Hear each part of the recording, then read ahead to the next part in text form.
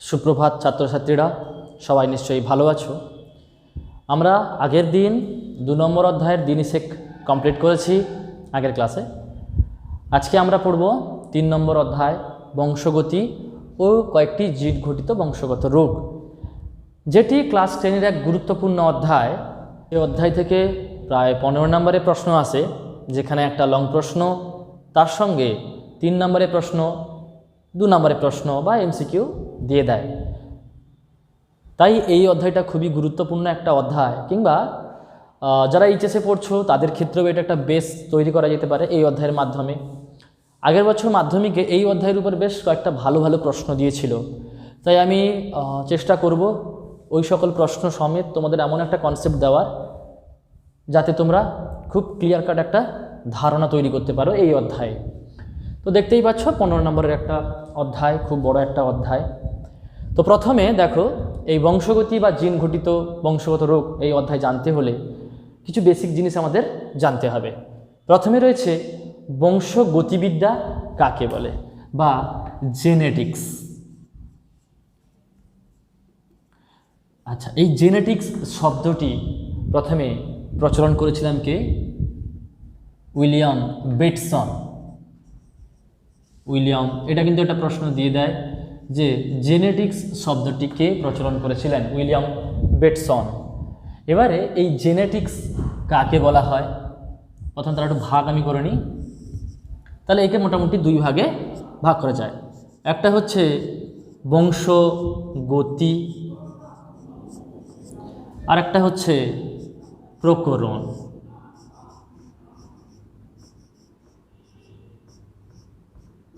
তাহলে দেখো, যেহেতু এটা জীববিদ্যার একটা শাখা, তাহলে জীববিদ্যার যে শাখায় আমরা বংশগতি আর প্রকরণ নিয়ে আলোচনা করব, সেই শাখাটিকে বলা হবে বংশগতিবিদ্যা বা জেনেটিক্স। এই জেনেটিক্স শব্দটি প্রথমে ব্যবহার করেছিলেন উইলিয়াম বেটসন। এটা কিন্তু একটা ভালো প্রশ্ন। এবারে আমরা এই বংশগতি বা প্রকরণ প্রবেশ করার আগে জাস্ট প্রথমে এইটার একটু কনসেপ্ট, আমাদের ধারণা একটা তৈরি করতে হবে। তাহলে বংশগতি, দেখো তো, বংশ আর গতি দুটো কিন্তু আলাদা আলাদা শব্দকে এখানে সন্ধি করা হয়েছে। বংশ মানে একটা প্রজন্ম,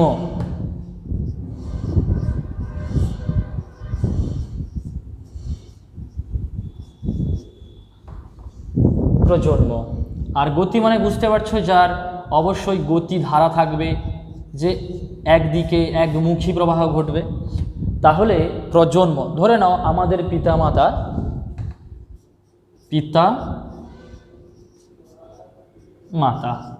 তাহলে দেখ, কোনো একটি পরিবারে যদি সন্তান জন্মায়, তখন তাকে কি বলা হয়? যে এই সন্তানটাকে, এ তো তার মায়ের মতো দেখতে হয়েছে, কিংবা তার বাবার মতো দেখতে হয়েছে। আচ্ছা, এর দেখো তো, এর নাকটা তো তার পিসির মতো হয়েছে। আচ্ছা, এর কানটা দেখো তো, ওর কাকুর মতো হয়েছে। তাহলে জিনিসটা আমরা বলি কেন?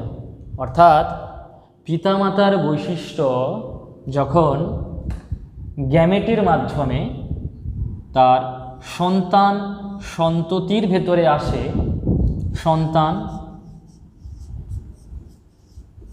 তখন এই যে ঘটনাকে বলা হয় বংশগতি। পিতামাতার বৈশিষ্ট্য, তাহলে পিতামাতাকে কি বলা যাবে? জনিত্রী। যারা জননে অংশগ্রহণ করে তাকে কি বলা হয়? জনিত্রী, বা আমরা ইংলিশে কি বলি? প্যারেন্ট। সো একে পি দিয়েও প্রকাশিত করা হয়। এবারে পিতা মাতা থেকে কি তৈরি হয়? সবসময় তোমাদের মনে রাখতে হবে, পিতা বা মাতা থেকে তৈরি হয় গ্যামেট। আমরা জানি যৌন জননের একক কি? গ্যামেট। তো পিতা মাতা থেকে তৈরি হয় কি? শুক্রাণু। পিতা থেকে তৈরি হবে শুক্রাণু। আবার মাতার কাছ থেকে তৈরি হয় কি? ডিম্বাণু। অর্থাৎ এরা হচ্ছে গ্যামেট। গ্যামেটকে জি দিয়ে, গ্যামেট। এবারে পিতা থেকে শুক্রাণু, মাতা থেকে ডিম্বাণু তৈরি হলো। এই শুক্রাণু ডিম্বাণু মিলিত হয়ে তৈরি করলো অপত্য সন্তান। একে আমরা অপত্য বলি। একে বিজ্ঞানের ভাষায় বলা হবে F1 জেনারেশন। F1 কেন? ইংলিশে অপত্যকে বলা হয় ফাইলিয়াল, FILIAL, ফাইলিয়াল। সো যেহেতু এটা প্রথম প্রজন্ম, এটা যদি হয় আমাদের পিতৃমাতৃ প্রজন্ম, তাহলে এখান থেকে আমরা এসেছি, অর্থাৎ আমরা হচ্ছি ফার্স্ট জেনারেশন, একে F1 দিয়ে প্রকাশিত করা হয়। আবার এই সন্তান যখন পিতা হবে, এখান থেকে যখন আবার পরবর্তীকালে অপত্য তৈরি হবে, তাহলে সে হবে কি F2 জেনারেশন, সেকেন্ড জেনারেশন, কেননা এ ফার্স্ট, তাহলে এ সেকেন্ড জেনারেশন। তাহলে দেখো, তাহলে যে পদ্ধতির মাধ্যমে পিতা মাতা থেকে গ্যামেটের দ্বারা পিতা মাতার দৈহিক বা চারিত্রিক বৈশিষ্ট্য যখন অপত্যর ভেতরে সঞ্চারিত হয়, যে পদ্ধতির দ্বারা, তাকে বলা হবে বংশগতি। তাহলে যারা জননে অংশগ্রহণ করে তাকে বলা হয় জনিত্রীজনু, যারা প্রথম তৈরি হলো তাকে বলা হবে অপত্য জেনারেশন বা F1। এই অপত্য যখন পরবর্তীকালে জনিত্রী রূপে কাজ করবে, তখন সেখান থেকে আবার সেকেন্ড জেনারেশন তৈরি হবে, F2 জেনারেশন। আশা করছি এটুকু ক্লিয়ার হলো। এবার আমরা চলে আসব পরবর্তী ধাপে, সেটা হচ্ছে এর বেসিকগুলো আমাদের জানতে হবে।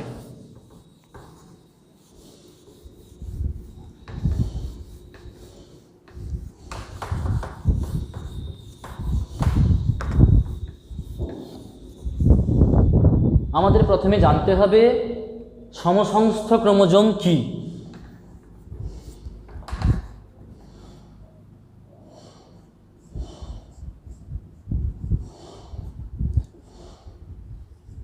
পিতা আর মাতা, এবারে আমরা জানি কি যে পিতা থেকে পিতার স্বাভাবিক কোষে ক্রোমোজোম সংখ্যা কত না 2n।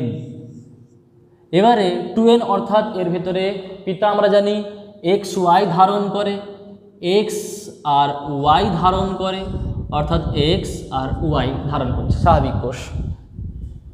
তার সঙ্গে মাতা হচ্ছেও 2n প্রকৃতির। এই মাতাকে এরও সেই X আর X ধারণ করে, দুটি X ক্রোমোজোম ধারণ করে, আর তার সঙ্গে তো 44টি অটোজোম রয়েছে।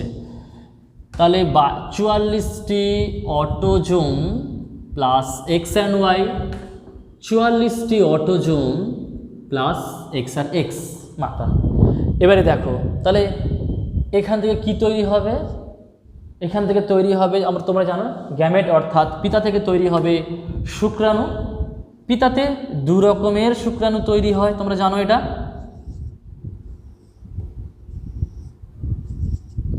একটা যদি হয় 22টি অটোজোম প্লাস X, 22টি অটোজোম প্লাস Y, কেননা X আর Y রয়েছে, হাফ হাফ যদি করে দাও, সেরকম মাতার কাছ থেকে কিন্তু একই রকমের, যেহেতু রয়েছে দেখো X আর X, তাহলে একই রকমের গ্যামেট তৈরি হবে, একই রকমের গ্যামেট তৈরি হবে। 22টি অটোজোম প্লাস X, 22টি অটোজোম প্লাস X।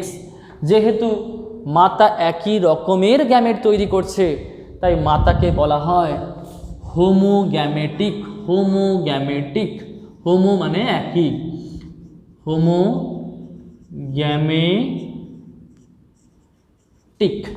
আবার সেরকম দেখো, পিতা কিন্তু এখানে দু রকমের আলাদা রকমের শুক্রাণু তৈরি করেছে, তাই পিতাকে বলা হবে হেটারোগ্যামেটিক। হেটারোগ্যামেটিক, হেটারো মানে আলাদা, গ্যামেট আলাদা রকমের গ্যামেট তৈরি করছে, তাই আমরা একে হেটারোগ্যামেটিক বলছি। এবার দেখো আমি এটা কেন লিখছি, আমরা সমসমস্ত ক্রোমোজোম বুঝবো, তার জন্য আমাদের একটু ডিটেলস জানতে হবে। সমসমস্ত ক্রোমোজোম, সমসমস্ত ক্রোমোজোম কখন তৈরি হয় না যৌন জননের সময়। যৌন জননের সময়, তাই আমাকে যৌন জনন মানে আমরা জানি যৌন জননের একক কি গ্যামেট, তাই আমরা গ্যামেট প্রথমে তৈরি করে নিলাম। এবার যে কোনো একটা গ্যামেটের সঙ্গে আমি মিক্স করাচ্ছি, ধরে নাও এইটার মিক্স ঘটলো, তাহলে কি হবে? তাহলে যেটা তৈরি হবে তোমরা জানো গ্যামেটের মিলনে কি তৈরি হয়, জাইগোট তৈরি হয়, যার এটা একটা এন, এটা একটা এন, এগুলো সব এন প্রকৃতির। এবার তাহলে দুটো এন একত্রিত হলো, কি তৈরি হবে? 22A যুক্ত 22A সমান 44টি অটোজোম প্লাস এক্স আর ওয়াই, তাহলে যেটা তৈরি হলো তাকে বলা হয় জাইগোট।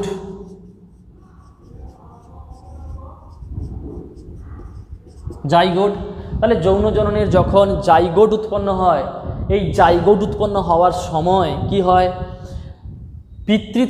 পিতা থেকে শুক্রাণুর মাধ্যমে গ্যামেট বা জিন, গ্যামেটের মাধ্যমে জিন, আবার মাতার ডিম্বাণুর মাধ্যমে জিন জাইগোটে সঞ্চারিত হয়। এবার যাক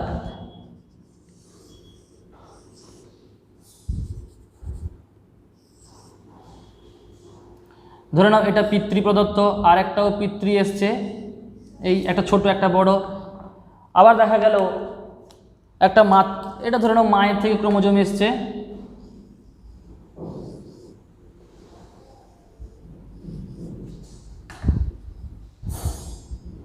এগুলো আমি জিন লিখছি।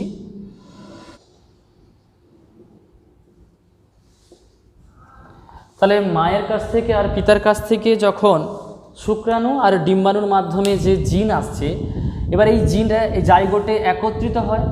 একত্রিত হওয়ার সময় কি হয়, যে সকল ক্রোমোজোম হুবহু একই আকারের হবে, একই আকারের হবে, একই রকমের আকৃতি, আকার একই রকমের জিনের অবস্থান হয়, তখন তাহলে এখানে আমাদের দেখো তো কোনটা কি আছে না, এটার সঙ্গে এইটা মিল রয়েছে, আবার এটার সঙ্গে এটা মিল রয়েছে।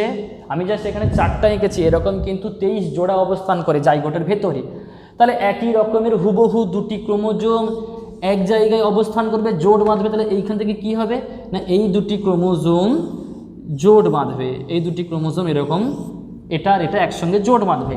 তখন এই দুটি ক্রোমোজোমকে একসঙ্গে বলা হয় সমসংস্থ ক্রোমোজোম বা হোমোলোগাস ক্রোমোজোম। এবারে দেখো তাহলে এটা হয়ে গেল সমসংস্থ ক্রোমোজোম। এবারে এই ক্রোমোজোমের নির্দিষ্ট বিন্দুতে কিন্তু এর ভেতরে কি রয়েছে, এরকম ডিএনএ রয়েছে, তোমরা নিশ্চয়ই পড়ে নিয়েছো সেকেন্ড অধ্যায়ে। ক্রোমোজোম কি দিয়ে তৈরি হয়, মূলত ডিএনএ আরএনএ কিছু প্রোটিন দিয়ে তৈরি হয়। তাহলে এর ভেতরে ডিএনএ রয়েছে, আবার ডিএনএর নির্দিষ্ট অংশ হচ্ছে জিন। তাহলে এগুলো সব কিন্তু এক একটা জিন, এই যে এ বি সি ডি আমি সব লিখেছি, এগুলো এক একটা জিন। তাহলে জিন যে নির্দিষ্ট বিন্দুতে অবস্থান করে, এই নির্দিষ্ট বিন্দুকে বলা হয় লোকাস। এটা কিন্তু আমাদের মাধ্যমিকে ভালো একটা প্রশ্ন, যে লোকাস কি। তাহলে জিন সমসংস্থ ক্রোমোজোমের যে নির্দিষ্ট বিন্দুতে জিন অবস্থান করছে তাকে বলা হয় লোকাস। এবার দেখো তাহলে সমসংস্থ ক্রোমোজোম হয়ে গেল, লোকাস হয়ে গেল। এবার আমরা কি পড়বো, অ্যালিল পড়বো।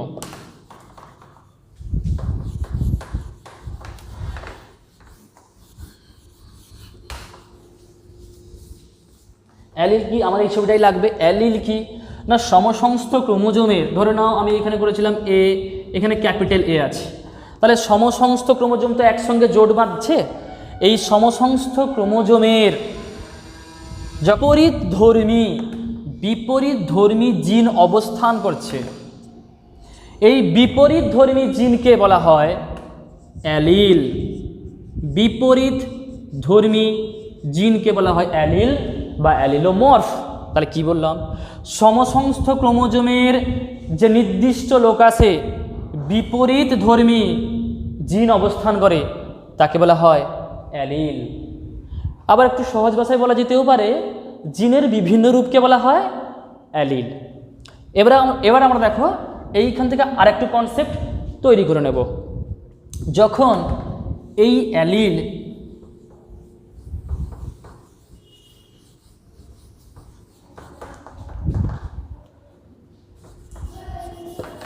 ধরে নাও পিতা মাতা, আমি পিতাকে ক্যাপিটাল টি দিয়ে প্রকাশ করছি, কেন পরে বলছি। মাতাকে স্মল টি দিয়ে প্রকাশ করছি। তাহলে আমরা জানি, আচ্ছা, পিতার চিহ্ন সমগ্র বিশ্বে এরকম, মাতার চিহ্ন এরকম দিয়ে প্রকাশিত করা হয়। এবারে পিতা থেকে আমরা জানি গ্যামেট তৈরি হবে, শুক্রাণু, সেরকম মাথা থেকে তৈরি হবে ডিম্বাণু। এবার এই গ্যামেট একত্রিত হলো, তাহলে এখানে দেখো পিতার শুক্রাণুর মাধ্যমে জিন, মাতার ডিম্বাণুর মাধ্যমে জিন একত্রিত হয়েছে। এই দুটি জিনকে পরস্পরের কি বলা হবে? হ্যাপ্লোঅ্যালিন। এবারে যে জীব সৃষ্টি হয়েছে এটা হচ্ছে জাইগোট। তাহলে এটা কি ধরনের জাইগোট? এটা হচ্ছে দেখো একই রকমের জাইগোটে নেই, এই জাইগোটে একই রকমের অ্যালিল নেই, অর্থাৎ একে বলা হবে হেটারো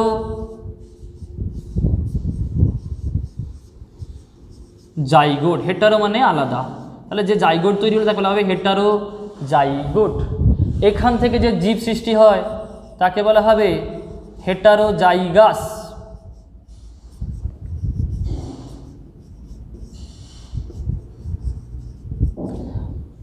বাংলায় বলতে পারো বিষম সংকর। এই সকল কনসেপ্ট আমাদের অবশ্যই চাই, নাহলে আমরা পারবো না পরবর্তী। আবার সেরকম যদি এইখান থেকে আমি আসছি, ধরে নাও পিতা হচ্ছে ক্যাপিটাল টি আমি চিহ্ন দিয়ে প্রকাশ করছি, মাতা হচ্ছে এটা ক্যাপিটাল টি দুটোই একই করো, একই রকমের, তাহলে কি হবে? ক্যাপিটাল টি, তাহলে কি হবে? যখন পিতা আর মাতা একই ধর্ম বিশিষ্ট হবে তখন পিতার শুক্রাণুর মাধ্যমে জিন, মাতার ডিম্বাণুর মাধ্যমে জিন একত্রিত হয়, তখন এই যে জাইগোট তৈরি হচ্ছে এই জাইগোটকে বলা হবে হোমোজাইগোট। হোমো মানে একই, হোমোজাইগোট।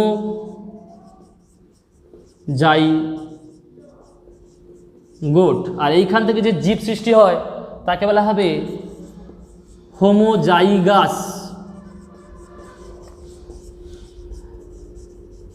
বা সমসংকর।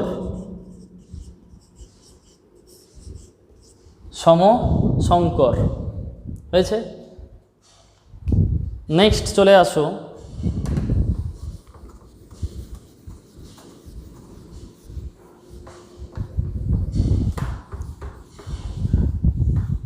ফিনোটাইপ আর জিনোটাইপ কি বুঝে নেব।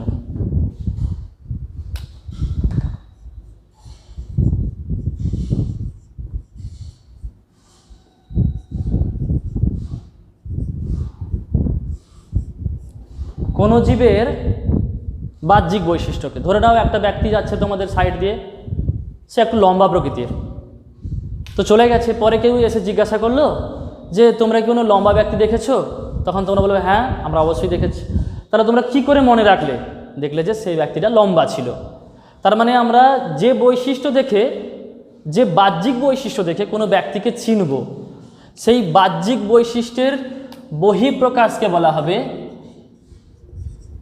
বাহ্যিক বৈশিষ্ট্যের বহিঃপ্রকাশকে বলা হবে কি বলা হবে? ফিনোটাইপ। আর জিনোটাইপ কি?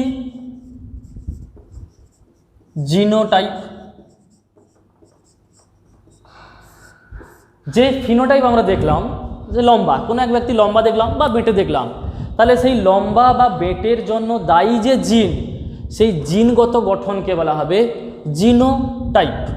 সো মনে রাখতে হবে ফিনোটাইপ সবসময়ের জন্য কিন্তু জিনোটাইপের উপরে নির্ভরশীল, এটা মনে রাখবে তোমরা। নেক্সট চলে আসবো আমরা এইখানেই প্রকট আর প্রচ্ছন্ন।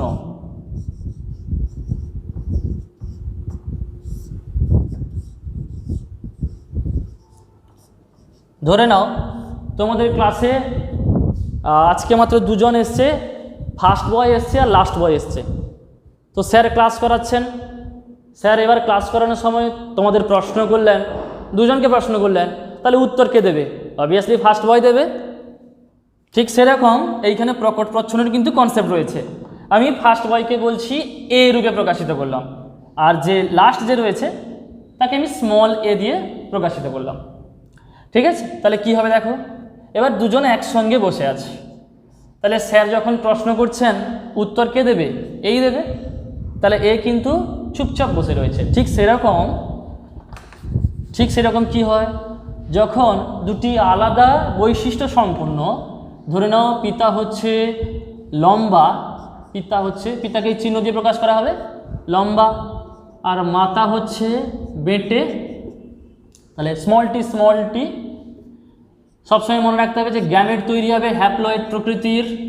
এবার তুমি ক্রস করবে, ক্যাপিটাল টি স্মল টি এসছে, তাই এখানে দুটো গ্যামেট অবস্থান করছে। তাহলে বিপরীত ধর্মী, দেখো লম্বা আর বেটে পরস্পরের বিপরীত ধর্মী। বিপরীত ধর্মী বৈশিষ্ট্য সম্পন্ন দুটো জীবের যখন সংকরায়ন করানো হয় তখন যে বৈশিষ্ট্যটি নিজে প্রকাশিত হয় কিন্তু অপরকে প্রকাশিত হতে দিচ্ছে না, ক্যাপিটাল টি এখানে প্রকাশিত হবে, আমরা একে বলবো লম্বা। কেন না, এটা বেটে, স্মল টি হচ্ছে বেটে আর ক্যাপিটাল টি হচ্ছে লম্বা। দেখো তাহলে দুটি বিপরীত বৈশিষ্ট্য সম্পন্ন, এটা একটা পরস্পর বিপরীত বৈশিষ্ট্য যখন একত্রিত হয় সেখানে যে বৈশিষ্ট্যটি অন্য বৈশিষ্ট্যকে প্রকাশিত হতে বাধা দেয় তাকে বলা হবে প্রকট বৈশিষ্ট্য। ঠিক সেরকম সেই ভালো ছেলে আর খারাপ ছেলে যখন বসে সবসময় ভালো ছেলে উত্তর দেয়, তাহলে সে প্রকট, আর খারাপ ছেলেটা চুপচাপ বসে থাকে। ঠিক সেরকম তাহলে একজোড়া বিপরীত বৈশিষ্ট্যের ভিতরে যখন ক্রস করানো হচ্ছে যে বৈশিষ্ট্য প্রকাশিত হচ্ছে না স্মল টিটা, একে বলা হবে প্রচ্ছন্ন বৈশিষ্ট্য। প্রচ্ছন্ন বৈশিষ্ট্য, তাহলে এইটা হচ্ছে আমার প্রচ্ছন্ন। তাহলে প্রচ্ছন্ন কখন প্রকাশিত হয় এটা মনে রাখতে হবে। কখন প্রকাশিত হয়, যদি ভালো ছেলের সঙ্গে সে বসে তাহলে তাকে তো আমরা বুঝতেই পারবো না। তাহলে দুজন যদি একসঙ্গে খারাপ ছেলে চলে আসে তাহলে কি হবে, দুজনে সমান উত্তর দেবে, অর্থাৎ দুজনে একসঙ্গে এসে গেছে। কীরকম, ধরে নাও মাতা বেটে ঠিক ছিল, পিতাও বেটে, তাহলে গ্যামেট তৈরি হলো এটা স্মল টি, তাহলে সন্তানটাও হবে বেটে। তাহলে দুটো যদি প্রচ্ছন্ন জিন একসঙ্গে অবস্থান করে তখন তাদের বৈশিষ্ট্যের বহিঃপ্রকাশ ঘটে। এই প্রশ্নটা মাধ্যমিকে দিয়ে দেয় যে প্রচ্ছন্ন বৈশিষ্ট্য কখন প্রকাশিত হয়, যখন দুটি হোমোজাইগাস অবস্থায়, হোমো এখনই বলে এসেছি আমি, হোমোজাইগাস অবস্থায় বসে অবস্থান করে তখন কিন্তু প্রচ্ছন্ন বৈশিষ্ট্যটি প্রকাশিত হয়। এবারে নেক্সট চলে আসবো আমরা এক সংকর জনন বা মনোহাইব্রিড ক্রস।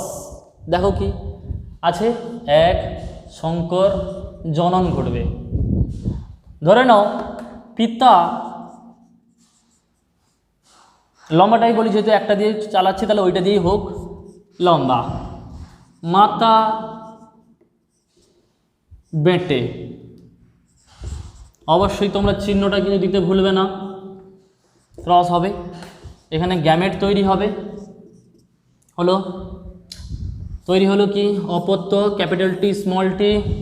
এবার দেখো প্রথমে একটু আমরা বুঝে নিই, তাহলে এটা হচ্ছে কি প্যারেন্টাল, তাহলে পি, এরা হচ্ছে পি, এটা গ্যামেট, এটাও F1 জেনারেশন। দেখো এক সংকর জনন তাহলে কাকে বলা হচ্ছে, যখন এক জোড়া বিপরীত বৈশিষ্ট্য, এটা হচ্ছে লম্বা আর এটা হচ্ছে বেটে, তাহলে এক জোড়া যখন বিপরীত বৈশিষ্ট্য সম্পন্ন দুটো জীবের সংকরায়ন করা হচ্ছে তাকে বলা হবে এক সংকর জনন। এক সংকর জনন তোমরা সবসময় দেখে নেবে যেন এক জোড়া বিপরীত বৈশিষ্ট্য থাকে, লম্বা বেটে বা বিভিন্ন রকম হতে পারে, হয়তো তোমাকে দিয়ে দিল বির সঙ্গে স্মল বি, ক্যাপিটাল বির সঙ্গে স্মল বি, এরকম, তাহলে তোমরা বুঝে নেবে যে এটা হচ্ছে এক সংকর জনন। দ্বিসংকর জনন কি, এটা মোটামুটি ক্লিয়ার। এবার চলে আসো দ্বিসংকর জনন। দ্বিসংকর জনন বা ডাইহাইব্রিড ক্রস, এখানে দুজোড়া বিপরীত বৈশিষ্ট্য, দুই জোড়া মনে রাখতে হবে তোমাদেরকে, দুই জোড়া বিপরীত বৈশিষ্ট্য সম্পন্ন দুটো জীবের সংকরায়ন। ধরে নাও এখানে আমরা কালো ইউজ করছি, প্রথমে লম্বাটা ইউজ করছিলাম না, তাহলে পিতা মাতা, পিতা আমরা লম্বা ইউজ করছিলাম, এখানে বেটে ইউজ করছিলাম, তাহলে লম্বা হচ্ছে প্রকট, বেটে হচ্ছে প্রচ্ছন্ন, তার সঙ্গে জুড়ে দাও কালো, তাহলে ব্ল্যাক কালো। অপোজিট কি হবে, স্মল লেটার দিয়ে সবসময় ইউজ করতে হবে, সবসময় অপোজিট কিন্তু স্মল দিয়ে দেখাতে হবে। তাহলে এখানে দেখো এটার বৈশিষ্ট্য, এটা এক জোড়া বিপরীত বৈশিষ্ট্য নিয়েছি আর এটা হচ্ছে এটা, তাহলে দুজোড়া বিপরীত বৈশিষ্ট্য সম্পন্ন যখন দুটো জীবের সংকরায়ন করানো হবে তখন তাকে বলা হবে দ্বিসংকর জনন। তাহলে এখান থেকে গ্যামেট তৈরি হবে কি capital B T, capital B, small T, small B. এবার চলে আসবে এখানে, সবসময় মনে রাখবে যে যার অ্যালিলের পাশে সেই অবস্থান করবে, ক্যাপিটাল টি এর পাশে স্মল টি, ক্যাপিটাল বি এর পাশে স্মল বি, তাহলে এটা কি প্যারেন্টাল জেনারেশন, এটা হচ্ছে গ্যামেট, আর এটা হচ্ছে F1 জেনারেশন। হয়ে গেল আমাদের মোটামুটি একটা কনসেপ্ট। আর একটু দিলে এটা শেষ করে দেবো।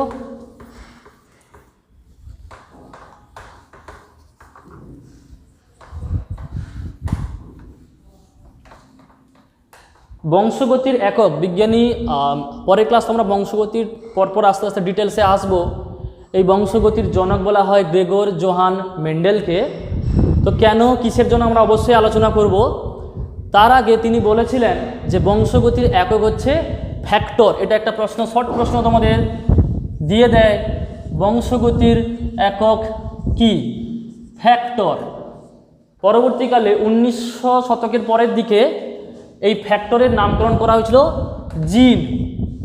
ফ্যাক্টরের পরবর্তীকালে নামকরণ করা, বিজ্ঞানী মেন্ডেল বংশগতির একক তিনি বলেছিলেন ফ্যাক্টর। ফ্যাক্টর মানে প্রভাবক। তিনি ঠিকঠাক কিন্তু বলতে পারেননি সেটা কি। পরবর্তীকালে 1906 সালে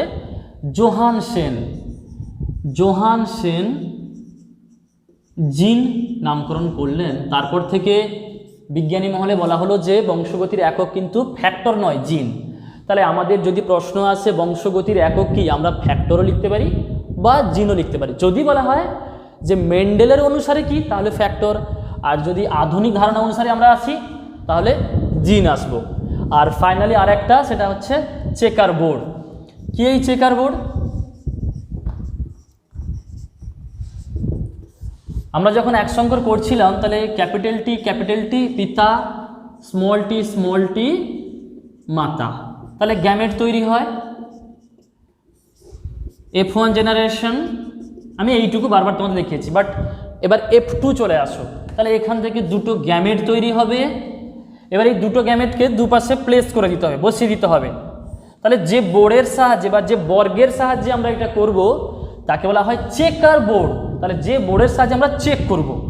এবারে এই বোর্ডের অনুভূমিক বরাবর সবসময় মেল গ্যামেট বসাতে হয়।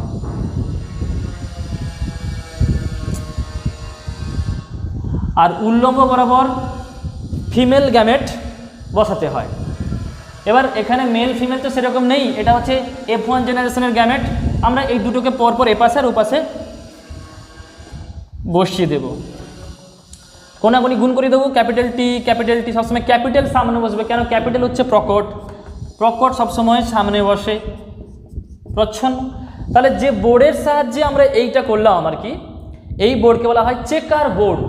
বিজ্ঞানী পানেট এটা আবিষ্কার করেছিলেন। বিজ্ঞানী পানেট এই বোর্ডটি আবিষ্কার করেছিলেন, তাই ওনার নাম অনুসারে একে বলা হয় পানেটের বর্গ বা পানেট স্কয়ার। আশা করছি তোমরা বুঝতে পারলে। অবশ্যই এই ভিডিওটা দেখবে। আর পরে কিন্তু পরের দিন বংশগতির উপরে ডিটেলসে আমরা আসবো। আর এর আগের ভিডিও যারা দেখতে চাও অবশ্যই আমি এই ভিডিওর শেষে লিঙ্ক দিয়ে দেবো।